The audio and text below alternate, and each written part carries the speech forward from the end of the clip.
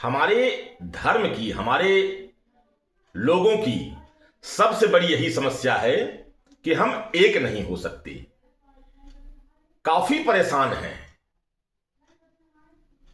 योगी जी तो खुल के कह दिए कि बटोगे तो कटोगे, लेकिन ये हमें समझ में नहीं आएगा। हम एक हो ही नहीं सकते।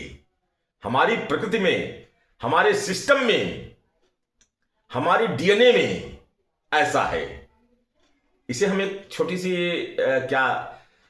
दोहा के माध्यम से समझाना चाहेंगे।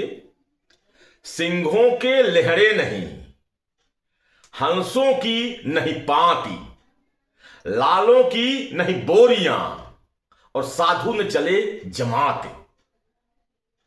सिंह लहरे में नहीं होते। अब आप समझ जाएंगे कि लहरे में कौन होता है। लहरा मतलब झुंड। शेर कभी झुंड में नहीं चलता, समूह में नहीं चलता। जहां होगा अकेले होगा। वो एक डायलॉग थी ना, इलाका तो कुत्तों का होता है, शेर का तो पूरा जंगल ही होता है। तभी तो हम बोलते हैं कि अयम निज परो वेदी गणना लघु चेत साम उदार चरिता नाम तु वसुधैव कुटुंबकम। सिंहों के लहरे नहीं, हंसों की नहीं पांति। हंस जो होते हैं वे कतार में नहीं चलते, लाइन बनाकर नहीं चलते, झुंड में नहीं चलते। लालों की नहीं बोरियां।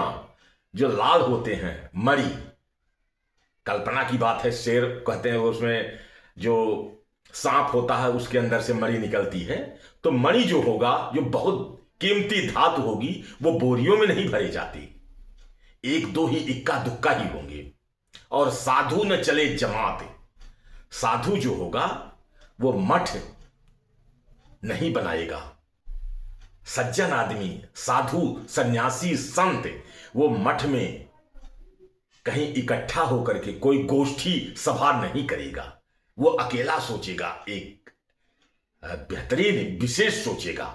इसलिए हम अपने समाज को कह भी नहीं सकते कि सब एक हो जाइए, बटोगे तो कटोगे। क्यों? सीधे हमने बता दिया कि सिंहों के लहरे नहीं, हंसों की नहीं पांति, लालों की नहीं बोरियां, और साधु न चले जमात। यदि आप समझ जाएंगे तो खुद ही समझ जाएंगे कि हमारे सनातनी, हमारे हिंदू एक हो ही नहीं सकते। इसीलिए एक नहीं होते। और जो एक होता है वो शेर नहीं, वो फिर भेड़ है और कुछ है।